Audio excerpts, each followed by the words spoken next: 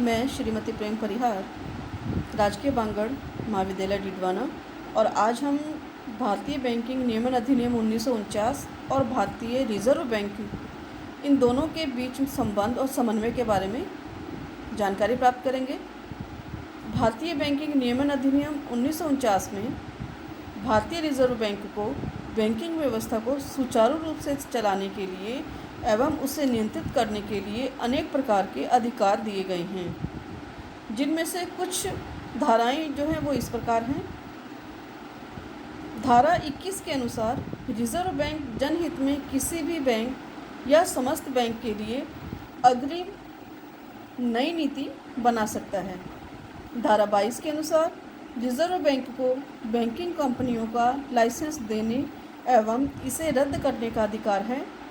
धारा 23 के अनुसार बैंकों को शाखा विस्तार या स्थानांतरण के लिए अनुमति लेना आवश्यक है। यानी अगर वे शाखा विस्तार करना चाह रही हैं या स्थानांतरण करना चाह रही है अपनी शाखा का कार्यालय, तो इसके लिए उसे रिजर्व बैंक की अनुमति लेनी जरूरी है।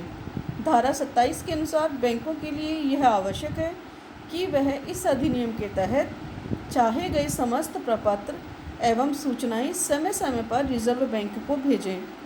साथ ही रिजर्व बैंक किसी भी बैंक को किसी भी प्रकार की सूचना भेजने के लिए कह सकता है। धारा 26 के अनुसार प्रत्येक बैंक के लिए यह आवश्यक है कि हर वर्ष के अंत में 30 दिनों के भीतर उन खातों का विवरण निश्चित फॉर्म में रिजर्व बैंक के पास भेजें जिनमें पिछले 10 वर्षों से कोई व्यवहार नहीं हुआ है। यदि कोई ऐसा खाता है जिसमें कि पिछले 10 वर्षों से कोई विवरण नहीं दिया गया है, कोई काम ही नहीं किया गया है, लेन देन ही नहीं किया गया है, तो उसके बारे में भी जानकारी रिजर्व बैंक को देनी आवश्यक है। धारा 28 के अनुसार रिजर्व बैंक जनहित में प्राप्त किसी भी सूचना को प्रकाशित कर सकता है। धारा 10 के अनुसार बैंक के अध्यक्ष, संचालक, मैनेजर को हटाने का अधिकार भी रिजर्व बैंक का अंतिम निर्णय के ऊपर ही निर्भर करता है। धारा 6 के अनुसार किसी बैंक की न्यूनतम पूंजी तथा रिजर्व के संदर्भ में रिजर्व बैंक का निर्णय अंतिम होता है। पहले भी हम इस बारे में बात कर चुके हैं कि वैधानिक कोषानुपात या तरल कोषानुपात या नगद कोषानुपात, इसका निर्धारण जो है रिजर्व बैंक द्वारा ही किया जाता है। धारा 12 के अनुसार रिजर्व बैंक किसी भी बैंक को प्रदत्त पूंजी एवं अधिकृत पूंजी संबंधी नियमों की पालना से 2 वर्ष तक की मुक्ति दे सकता है। यदि प्रदत्त पूंजी और अधिकृत पूंजी के अंदर अनुपात में कोई परिवर्तन हो रहा है तो इस संदर्भ में वह 2 वर्षों के लिए उसे छूट दे सकता है कि इस 2 वर्ष की अवधि में वह उसे को निश्चित अनुपात में ले आए।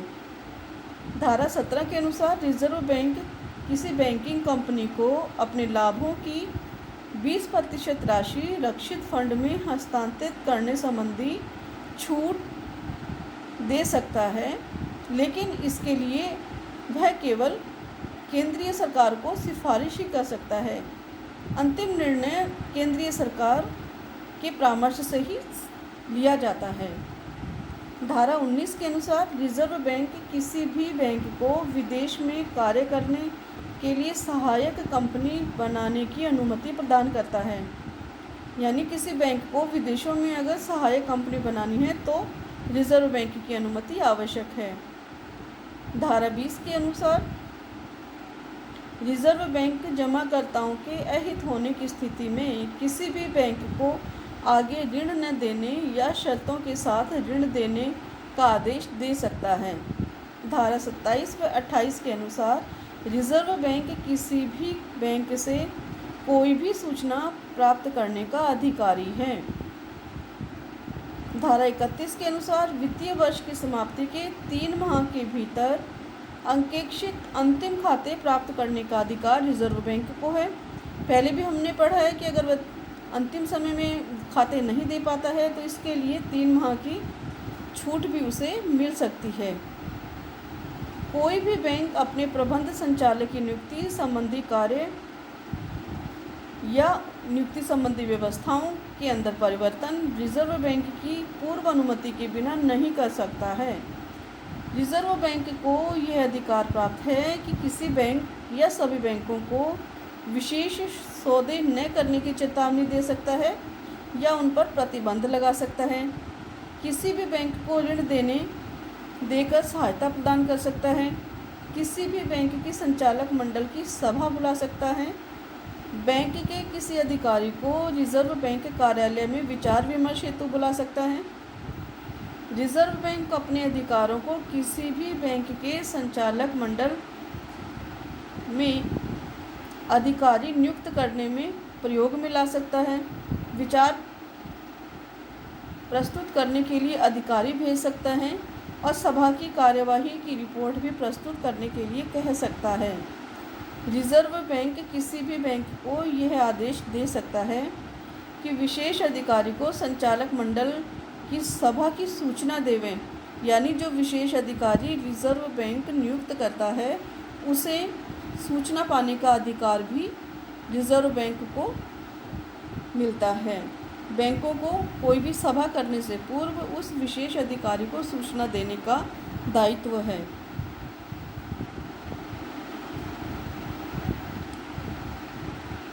रिजर्व बैंक निरीक्षण के पश्चात बैंक के प्रबंध में परिवर्तन करने का आदेश भी दे सकता है।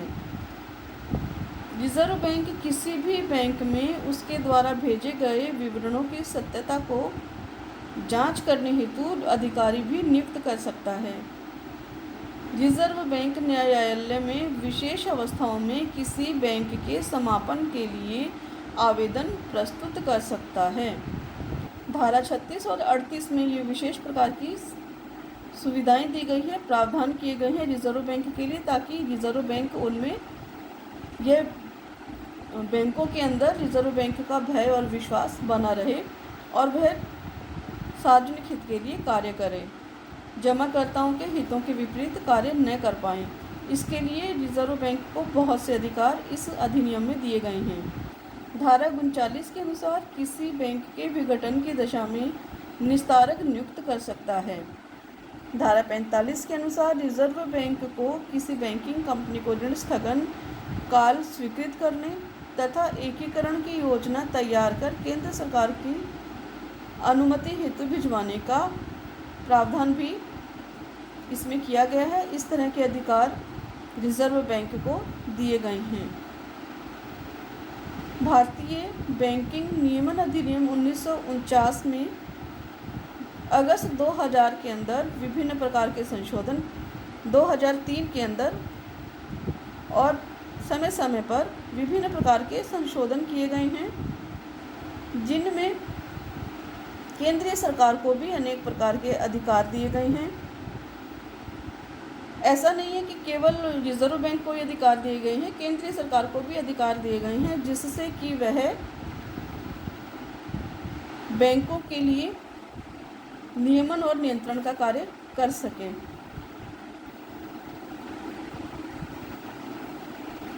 इस संशोधन के अंदर रिजर्व बैंक को बैंकों के नियंत्रण की अधिक शक्तियां दी गई है। अन्य बैंकों की भांति सहकारी बैंकों के कामकाज सुव्यवस्थित न होने पर उनके अध्यक्षों को हटाने का अधिकार भी रिजर्व बैंक गवर्नर को मिल गया है। पहले जो थे सिर्फ बैंक ही इसके अंतर्गत आए हुए थे, लेकिन बाद में जब संशोधन किया गया तो सहकारी बैंक जो है वो भी इस बैंक के नियमन के अंतर्गत आ गए और रिजर्व बैंक को उनके ऊपर अनेक प्रकार के प्रावधान निर्धारित करने का अधिकार मिला है। स्थानीय क्षेत्रीय बैंकों के लिए न्यूनतम पूंजी 5 करोड़ रुपए तथा अन्य बैंकों के लिए 100 करोड़ रुपए न्यूनतम पूंजी का प्रावधान करने के साथ साथ सहकारी समितियों की न्यूनतम पूंजी 25 लाख की गई है। यही नहीं, बैंकिंग कारोबार करने वाली सहकारी समितियों के लिए भी रिजर्व बैंक से लाइसेंस लेना अनिवार्य कर दिया गया है। यानी पूंजी, न्यूनतम पूंजी जो है उसका प्रावधान भी बढ़ाया है कि कितनी न्यूनतम पूंजी होनी चाहिए। साथ ही साथ सहकारी समितियों के लिए भी लाइसेंस लेना अनिवार्य हो गया है। केंद्रीय बैंक को क्या क्या अधिकार मिले हैं इस संशोधन के बाद में?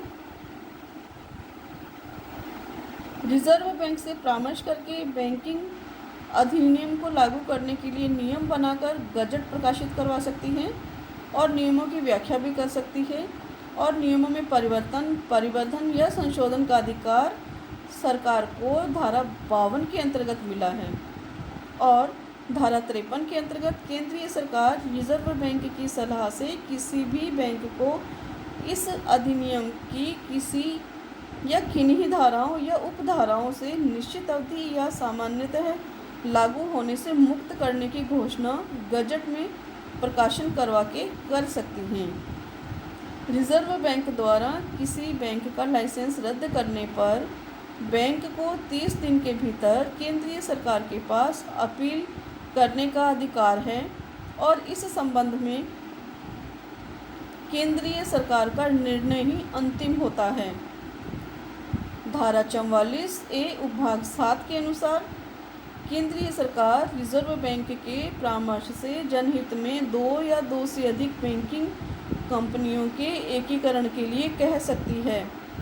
धारा 45 के अनुसार केंद्रीय सरकार रिजर्व बैंक की सिफारिश पर अधिक से अधिक 6 माह के लिए किसी भी बैंक को विलंब काल दे सकती है। यानी यदि ऋण भुगतान में कोई प्रॉब्लम आ रही है तो वह 6 महीने के अंदर उस समस्या का समाधान और कर सकती है। वह ये 6 महीने का उसको विलंब काल दिया जा सकता है। रिजर्व बैंक द्वारा प्रस्तुत बैंकों के एकीकरण या पुनर्गठन की योजना को स्वीकृति करने का प्रावधान भी इसमें किया गया है। इस प्रकार भारतीय बैंकिंग नियमन अधिनियम के अंतर्गत अनेक प्रकार के प्रावधान और संशोधन करके भारतीय रिजर्व बैंक और केंद्रीय सरकार को इस तरह के अधिकार दिए गए हैं, इस तरह के सुविधाएं दी गई हैं जिससे बैंकों का नियंत्रण और वैधानिक नियमन उनसे किया जाए ताकि जमाकर्ताओं के हितों के विरुद्ध कार्य न हो और देश में पूंजी निर्माण का काम, बैंकिंग व्यवस्थाएं आदि सुचारू रूप से संचालित होती रहें।